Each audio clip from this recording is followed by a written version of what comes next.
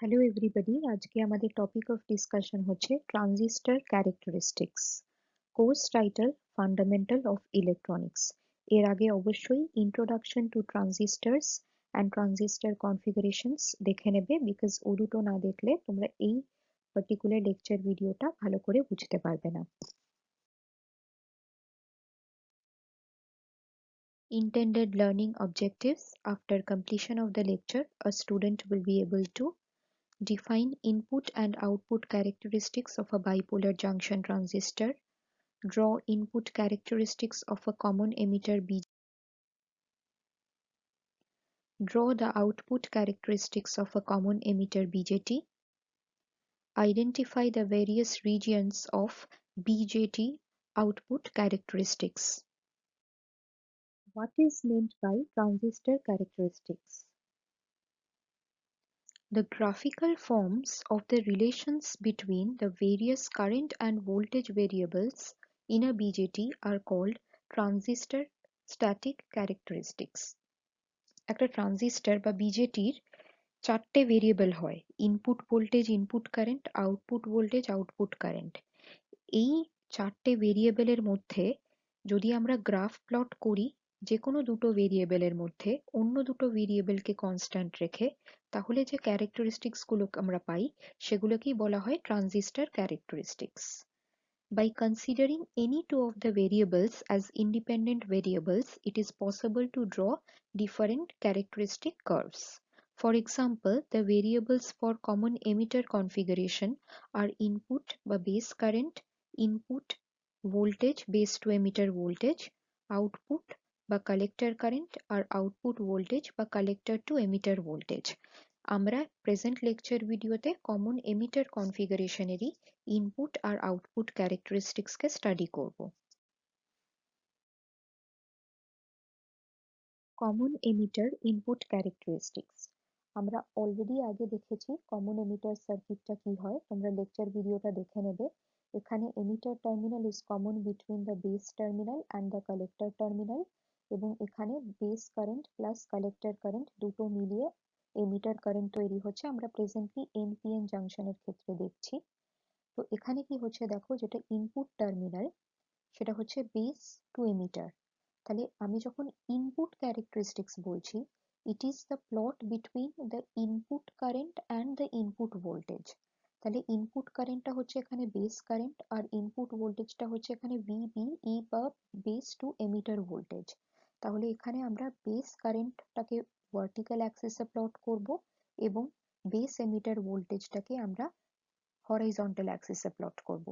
এই যে ক্যারেক্টারিস্টিক্সটা পেলাম, the plot between base current to the base to emitter voltage, keeping the other two variables constant, that is the collector to emitter voltage constant, is called the input characteristics of common emitter configuration. ধরো এখানে একটা particular curve নিলাম, এখানে ধরো VCE তার value হচ্ছে 20 volt. সেই VCE ভ্যালুটা 20 ভোল্ট কনস্ট্যান্ট রেখে ধীরে ধীরে যদি আমি ইনপুটের ভোল্টেজটা বাড়াই VBE ফ্রম 0.2 টু 1, তাহলে বেস কারেন্টটা কিভাবে চেঞ্জ হবে তার যে প্লট, সেটাকেই আমরা ইনপুট ক্যারেক্টারিস্টিক্স বলছি। আবার ধরো আরেকটা VCE 10 ভোল্ট, সেটা রেখে যদি সেম ভাবে আমি বেস টু এমিটার ভোল্টেজটাকে চেঞ্জ করি, তাহলে বেস কারেন্টটা কিভাবে চেঞ্জ হচ্ছে সেই ক্যারেক্টারিস্টিক্সটাকে আমরা বলছি ইনপুট ক্যারেক্টারিস্টিক্স। এইভাবে ভিসিটাকে প্যারামিটার বা কনস্ট্যান্ট হিসেবে রেখে আমরা বিভিন্ন ক্ষেত্রে যখন এমিটার টু বেস ভোল্টেজ বাড়াবো, কিভাবে বেস কারেন্টটা চেঞ্জ হবে বা ইনপুট কারেন্টটা চেঞ্জ হবে with respect to the input voltage, সেটাকেই আমরা input characteristics of common emitter বলছি। এবার আমরা আসছি কমন এমিটার আউটপুট ক্যারেক্টারিস্টিক্স। তো কমন এমিটার টার্মিনালে আমরা দেখেছি যে emitter is common between base and collector. এখানে আউটপুট টার্মিনাল হচ্ছে কালেক্টর, তাহলে আউটপুট কারেন্ট হচ্ছে কালেক্টর কারেন্ট আর আউটপুট ভোল্টেজ হচ্ছে ভিসিই। তাহলে আউটপুট ক্যারেক্টারিস্টিক্স কি? The plot between the output current that is collector current and the output voltage that is VCE. তাহলে এক্ষেত্রে constant বা প্যারামিটার কনস্ট্যান্ট কি কি থাকছে না, base current and base two emitter voltage. তাহলে এখানে দেখো একটা পার্টিকুলার কার্ভ যদি কনসিডার করি, সেক্ষেত্রে বেস কারেন্টটা আমার constant to suppose 10 micro ampere. সেই বেস কারেন্ট যে 10 মাইক্রো অ্যাম্পিয়ারে কনস্ট্যান্ট থাকছে, তাতে আমি ধীরে ধীরে যদি VCE ম্যাগনিটিউড বাড়াই, কিভাবে কারেন্ট IC চেঞ্জ হবে সেটাকে আমরা আউটপুট ক্যারেক্টারিস্টিক্স বলছি। আবার ধরো বেস কারেন্টটা বাড়িয়ে আমি 20 মাইক্রো অ্যাম্পিয়ার করলাম, তাহলে অবশ্যই একই ভ্যালু অফ VCE তে আমি বেশি ভ্যালু অফ IC পাবো। তো এইভাবে বেস কারেন্টটাকে আমরা চেঞ্জ করতে করতে করতে প্রত্যেকটা একটা ভ্যালু অফ বেস কারেন্টে একটা ক্যারেক্টারিস্টিক কার্ভ পাবো বিটুইন IC অ্যান্ড VCE, যেটাকে আমরা আউটপুট ক্যারেক্টারিস্টিক্স বলছি। এবং এখানে তোমরা মনে করে দেখো, আমরা যখন ট্রানজিস্টর ইন্ট্রোডাকশন পড়েছিলাম, ইন্ট্রোডাকশন টু ট্রানজিস্টর, সেখানে বলেছিলাম ঠিক যেরকম জলের ট্যাপের মতন একটা পয়েন্টের বিয়ন্ডে যখন আমরা জলের ট্যাপের হ্যান্ডেলটা যতই রোটেট করি কিন্তু জলের আউটপুট ফ্লো বাড়ে না, ঠিক একইভাবে এখানে বেস কারেন্ট আমরা যখন একটা লেভেলের পর বাড়াতে থাকি তাহলে কিন্তু কালেক্টর কারেন্টটা কনস্ট্যান্ট হয়ে যায় যতই VCE বাড়তে থাকুক। তো সেই ক্যারেক্টারিস্টিক্সটা আমরা এখানে আউটপুট ক্যারেক্টারিস্টিক্সে দেখতে পাচ্ছি। এবারে আমরা এই যে output characteristics of a common emitter transistor দেখলাম, তার বিভিন্ন রিজিয়ন বা ট্রানজিস্টর স্টেটস দেখব। তোমরা যদি দেখো, এখানে তিনটে রিজিয়ন রয়েছে। একটা রিজিয়নে খুব কম ম্যাগনিটিউড অফ VCE যদি দেখতে পাই, এবং সেখানে কারেন্টের ম্যাগনিটিউডটা কিন্তু মোটামুটি হাই থাকছে, মানে কারেন্টটা স্যাচুরেট করে যাচ্ছে একটা হাই ভ্যালুতে, যদিও সেখানে VCE ভ্যালুটা অলমোস্ট 0.2 এর কাছাকাছি। এই রিজিয়নটাকে আমরা নাম দিচ্ছি স্যাচুরেশন রিজিয়ন। আরেকটা রিজিয়ন আমরা দেখতে পাচ্ছি যেখানে দেখো বেস কারেন্টটা একটা ভ্যালুতে ফিক্স থাকছে এবং ধীরে ধীরে কালেক্টর কারেন্টটা কিন্তু কনস্ট্যান্ট থাকছে, এবং ধীরে ধীরে যত আমি VCE বাড়াচ্ছি কালেক্টর কারেন্টের ভ্যালুটা গিয়ে একটা ভ্যালুতে ফিক্স হয়ে যাচ্ছে।